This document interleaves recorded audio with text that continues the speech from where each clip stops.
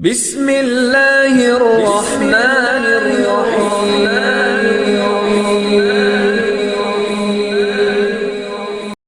Bismillahirrahmanirrahim. Alhamdulillah. Wassalatu wassalamu ala Rasulillah wa ala alihi wa sahbihi wa man wala. Rabbi israh li sadri wa yassir li amri wahlul 'uqdatam min lisani yafqahu qawli. Sa ngalan ng Allah, ang mapagpalang mahabagin ng lahat ng papuri at pasasalamat ay naukol lamang sa nag-iisang tunay na Diyos na dapat sambahin, ang Panginoong Allah Subhanahu wa Ta'ala. Nawa ang kanyang kapayapaan, ang pagpapala ng Panginoong Allah Subhanahu wa Ta'ala ay mapasa kanyang huling propeta na si Muhammad sallallahu alaihi wasallam, sa kanyang mga kasamahan, sa kanyang mga kamag-anak at sa lahat ng taong tumatahak at tatahak pa lamang sa matuwid na landas hanggang sa huling araw. Binabati ko po ang aking mga minamahal na kapatid sa pananampalatayang Islam na siyang pagbati ng lahat ng mga propeta. Assalamu alaikum warahmatullahi wabarakatuh. At binabati ko rin ang aking mga minamahal na mga kababayan na mga Pilipino, lalo ang mga hindi pa Muslim.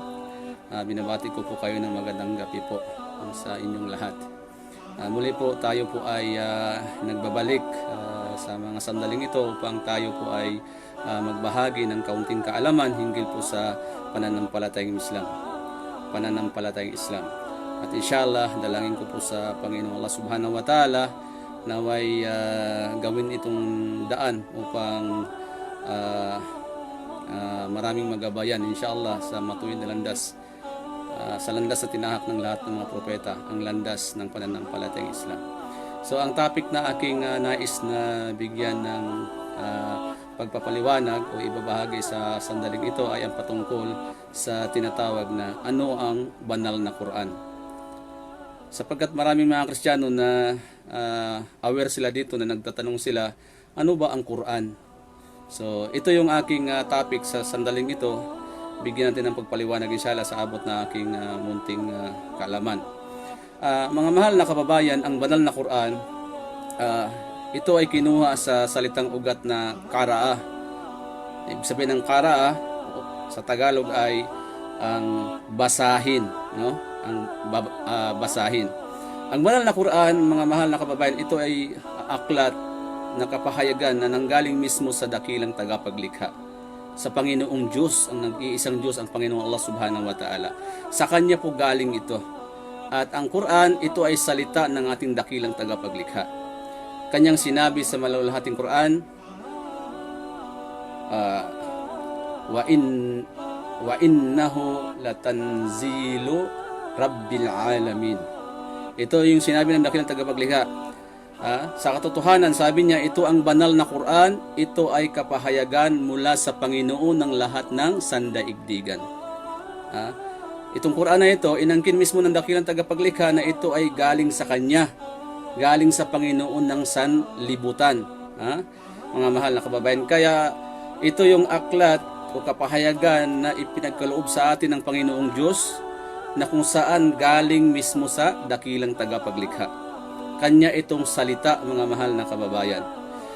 Sa banal na Quran, mga mahal na kababayan,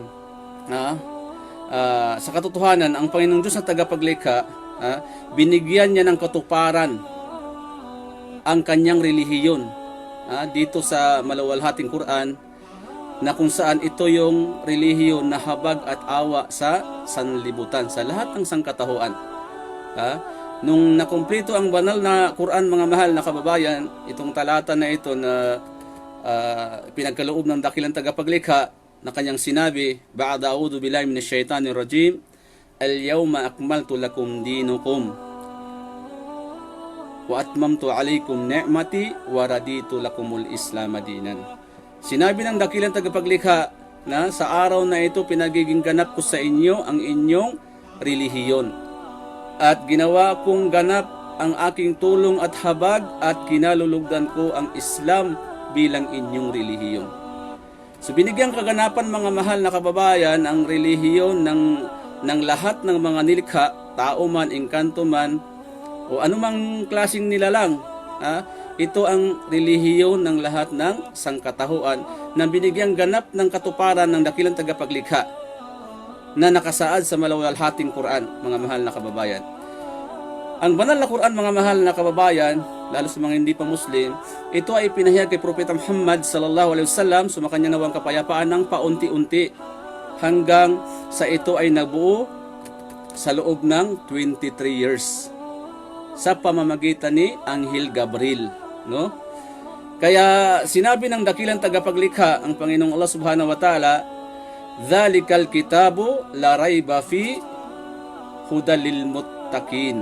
Sabi ng dakilang tagapaglikha, ito yung aklat, sabi ng dakilang tagapaglikha, ito yung kapahayagan, ang banal na Quran na walang pag-aalinlangan. Bakit? Sapagkat ito ay gabay at patnubay sa lahat ng taong matutuwid at taong matakutin sa dakilang tagapaglikha. Kaya walang pag-aalinlangan, mga kababayan, kasi bakit? Ito'y salita ng dakilang tagapaglikha. Purong salita niya ito na kanyang pinanaog kay Propeta Muhammad sallallahu alaihi wasallam sa pamamagitan ni Anghel Gabriel bilang gabay, huda, patnubay sa lahat ng sangkatauhan. Sa katunayan, mga mahal na kababayan, para sa inyong kaalaman, maraming mga Muslim ang nakakasaulo ng banal na Quran. Para sa inyong kaalaman, mahigit na 10 milyong Muslim ang nakapag-memorize ng buong banal na Quran. Cover to cover, word for word, cover to cover, mga mahal na kababayan. Kaya ito ay isang patunay na ang banal na Quran ay hindi ito maaring baguhin, sirain ng sinumang taong magpakailanman. Hindi maaring sirain, hindi masisira, mga kababayan, kasi bakit? Milyong-milyon ang mga Muslim ang nakakapag-saulo ng banal na Quran. Ito ay isang malaking tanda na ang banal na Quran, ito ay pinangangalagaan ng dakilang tagapaglikha ng nag-iisang Diyos, ang Panginoong Allah Subhanahu wa Ta'ala, sa anumang pagbabago. Sinabi niya sa maluwalhating Quran, sa banal na Quran, ang patunay na ito ay kanyang pinangangalagaan, mga kababayan. Sabi ng Panginoong Diyos, ang Panginoong Allah Subhanahu wa Ta'ala, "Inna nahnu nazalna dhikra wa inna lahu lahafidhun." Sabi ng dakilang tagapaglikha sa malapit na kahulugan sa ating lingwaheng Pilipino, katotohanan, sabi ng Diyos, ang Panginoong Allah, aming ipinadala ang kapahayagan, ang banal na Quran, at katiyakan, pangangalagaan namin ito sa anumang pagbabago. So malinaw, mga mahal na kababayan, na ito ay pinangangalagaan ng dakilang tagapaglikha, ang Panginoong Allah Subhanahu wa Ta'ala. Kaya kailanman hindi po pwedeng walang chance na ang taong mga masasama ay gusto nilang sirain ng Quran. No, hindi nila magagawa, sapagkat mismo ang dakilang tagapaglikha ang siyang nagsabi na pangangalagaan niya ito sa anumang pagbabago. Kaya minamahal, mga kababayan, ang banal na Quran, ito ay kapahayagan na kung saan talagang nanatili sa kanyang orihinal na anyo o lingwahe sa wikang Arabic, sa tekstong Arabic. Ito na lamang yung aklat na kung saan galing sa Panginoong Diyos, ang dakilang tagapaglikha, ang Panginoong Allah, na kung saan nanatili sa orihinal na anyo na hindi po nagbabago, mga mahal na kababayan. Mula pa nung ipahayag kay Propeta Muhammad, sumakanya nawa ang kapayapaan, sa pamamagitan ni Anghel Gabriel, hanggang sa panahon natin ngayon, mga kababayan. 1,441 years na po ang nakalipas, o 14 na siglo na ang nakakalipas. Ito ay nanatili pa rin sa kanyang orihinal na lingwahe, no? Kung paano ito inireveal kay Propeta Muhammad, sumakanya nawang kapayapaan, sa wikang Arabic, no? At nasa tekstong Arabic pa rin ngayon, ni kudlit, ni tuldok, wala hong pagbabago, mga kababayan. At nasa pangangalaga ito ng mahigit 2 bilyong Muslim sa buong mundo. Magbigay po tayo ng halimbawa, mga kababayan, para maunawaan niyo, mga kababayan. Halimbawa lang, bilang paghahambing lamang po. Kung halimbawa po, mga mahal na kababayan, sakasakaling pong pagsasamahin natin ang lahat ng Biblia, pagsasamahin natin, at lahat ng banal na Quran, lahat ng Quran pagsasamahin natin. Halimbawa, paghahambing lamang po, no? At halimbawa po, susunugin natin ang lahat ng mga ito, lahat ng Biblia sa buong mundo, lahat ng Quran sa buong mundo, sama-samang susunugin. o ipapaanod sa dagat. Ang tanong mga kababayan, ang maibabalik po walang iba kundi ang banal na Quran. Bakit?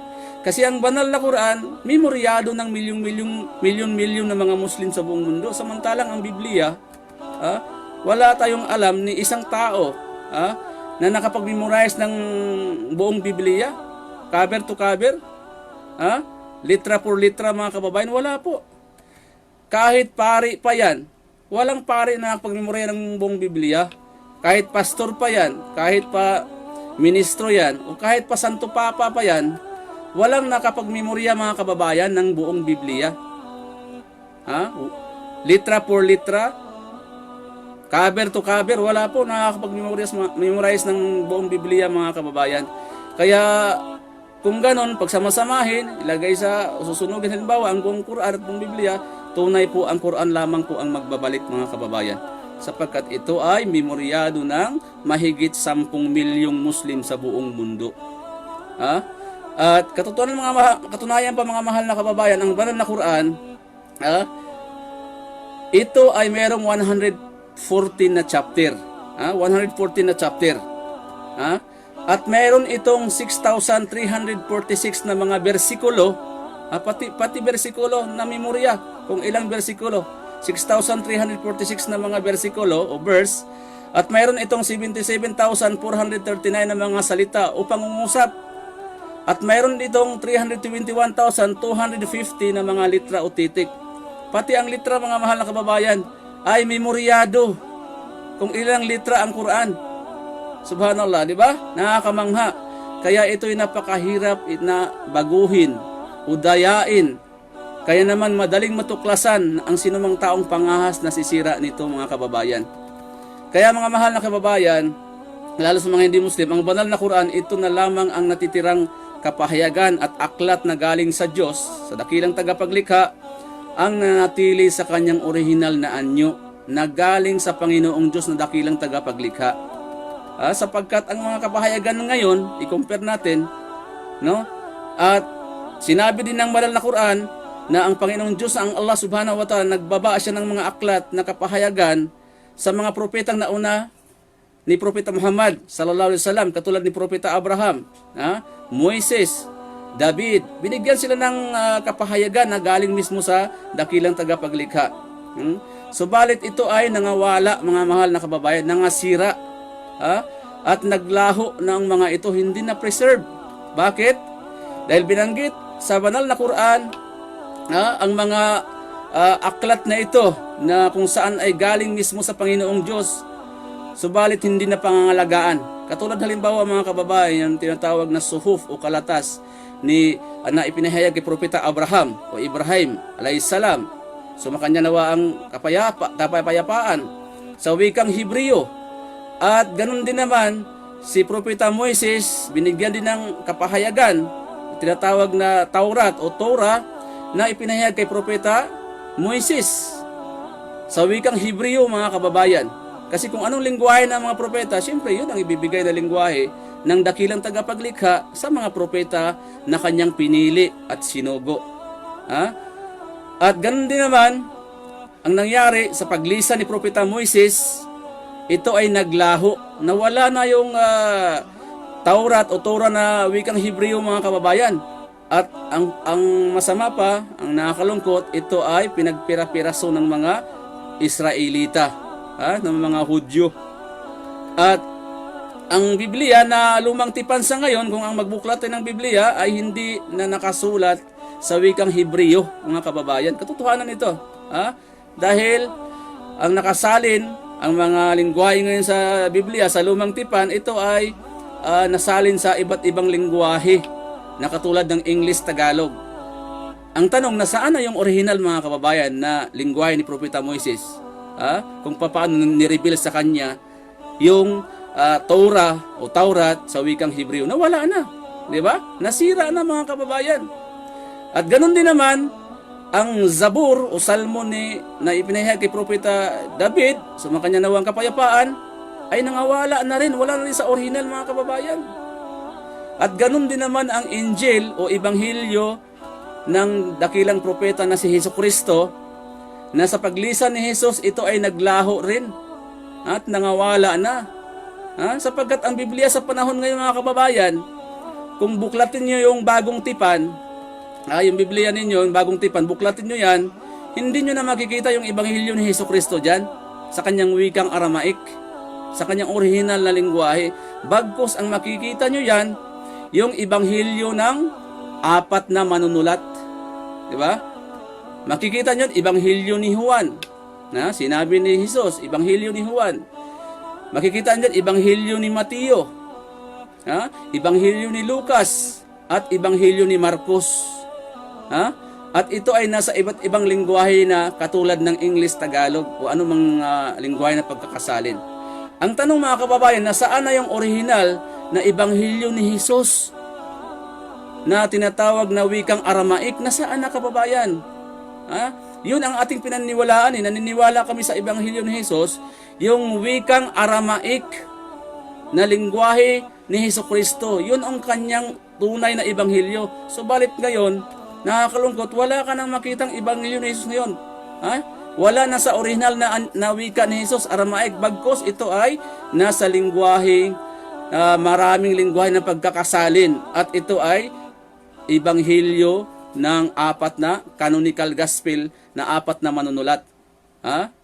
Lalo na yung Ebanghelyo ni Pablo na isiningit diyan sa bagong tipan. Sulat kamay ni Pablo. So, yun ang hinahanap natin mga mahal na kababayan, yung Ebanghelyo ni Hesukristo, yung Injil sa Arabic, tinatawag na Gospel sa English, at Ebanghelyo sa wika nating Tagalog. Nasaan na ngayon? Wala natin makikita. Kaya nga mga kababayan, sa kasalukuyan, sa panahon natin ngayon, ang tanging nalalabi na lamang o natitira na lamang na kapahayagan na galing sa Panginoong Diyos, ang dakilang tagapaglikha, ang Panginoong Allah, walang iba kundi ang banal na Quran na lamang mga mahal na kababayan. Na nanatili sa kanyang original na anyo sa wikang Arabic. 1,441 years na po ang nakakalipas mga kababayan, ni tuldok o kudlit, wala hong nagbabago sa banal na Quran. Kung ano yung lingwahe ni Propeta Muhammad sallallahu alaihi wasallam, sumakanya nawa ang kapayapaan, na Arabic, na nanatiling Arabic mga mahal na kababayan. Meron mang pagkakasalin sa Tagalog, sa English, kung ano mang mga lingwahe, pero nandoon ang Arabic, laging nakadikit. Para kung may mali sa pagkakasalin, sa pag-translate, merong babalikan mga kababayan. Merong original na babalikan. Pero ang Biblia, anong babalikan mo dyan? Wala namang original. Puro pagsala-salin na lang sa iba't ibang wika. Hinahanap natin yung lingwahe ng mga propeta, tulad ng Ebanghelyo ni Jesus sa wikang Aramaik. Wala na po tayo makikita ngayon mga kababayan. So nakakalungkot mga kababayan, di ba? Kaya nga mga mahal na kababayan, patunay, ulitin ko yung aya na sinabi ng dakilang tagapaglikha na kanyang pinapangako, na kanyang pangangalaga ng banal na Quran, na kung saan sabi niya, inna nahnu nazalna dhikra wa inna lahu lahafidhun. Ito'y pangako ng dakilang tagapaglikha na kanyang pangangalagaan ang banal na Quran na kanyang ipinadala kay Propeta Muhammad sallallahu alaihi wasallam sa pamamagitan ni Anghel Gabriel, at katiyakan pangangalagaan niya ito sa anumang pagbabago. Mga kababayan, marami na nagtangka sa banal na Quran na sirain pero hindi sila nagtagumpay. Kasi memoryado ito ng milyong-milyong Muslim sa buong mundo. Sa atin na lamang sa Pilipinas, mga bata, 14 years old, marami na nakapag-memorize ng buong Quran. Lalo sa Saudi Arabia. Sa buong lupalop ng mundo, marami. Mahigit 10 milyon ang nakapag-memorize ng banal na Quran mga kababayan. Pero sa Biblia, ulitin ko, wala po ni isang taong nakapag-memorize ng Biblia. Kahit si El Soriano, si Manalo, sino may mga nagtayo ng mga sikta ng reliyon sa Kristyanismo, hindi po sila nakapag-memorize po. Masisiraan sila ng ulo kapag kanilang ma-memorize yan. Yan po ang katotohanan mga kababayan. So inshallah mga mahal na kababayan, ito nga ang sinasabi namin, kaming mga Muslim na lamang ang siyang nagtataglay ng orihinal na aklat sa panahon natin ngayon, na kapahayagan na mula sa Panginoong Diyos ang dakilang tagapaglikha. Kami mga Muslim na lamang mga kababayan.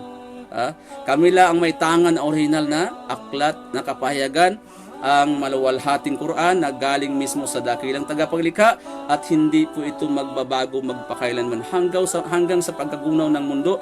Mananatiling orihinal ang aklat na banal na Quran sa wikang Arabic ni Tuldok ni Kudlit ay hindi po maaring magbago, mga mahal na kababayan. At ang mga Muslim, ang pinaka primary source ng kaalaman, ng batas ay nandito sa banal na Quran, mga mahal na kababayan. Mga mahal na kababayan, kaya inshallah nakapagbigay tayo sa inyo ng konting karagdagang kaalaman ng mga minamahal na kababayan ng mga Pilipino na hindi pa Muslim, kung ano ang banal na Quran. So maraming salamat po sa inyong pagsusubaybay. Binabati ko po ang aking mga kapatid na nakasubaybay ngayon. Jazakumullahu khairan po, naway gantimpalaan po kayo ng Panginoong Allah Subhanahu wa Ta'ala sa inyong pagsubaybay. At kung meron pa akong maling nasabi ay ito ay dahil sa aking kahinaan, sa liit ng aking katiting na kaalaman sa ating pananampalataya. At kung meron naman akong nasabing na ito ay katotohanan, ito ay nanggagaling sa ating Panginoong Allah Subhanahu wa Ta'ala. So hanggang dito na lamang po, wa akhir da'wana anilhamdulillahi rabbil alamin. Assalamu alaikum warahmatullahi wabarakatuh.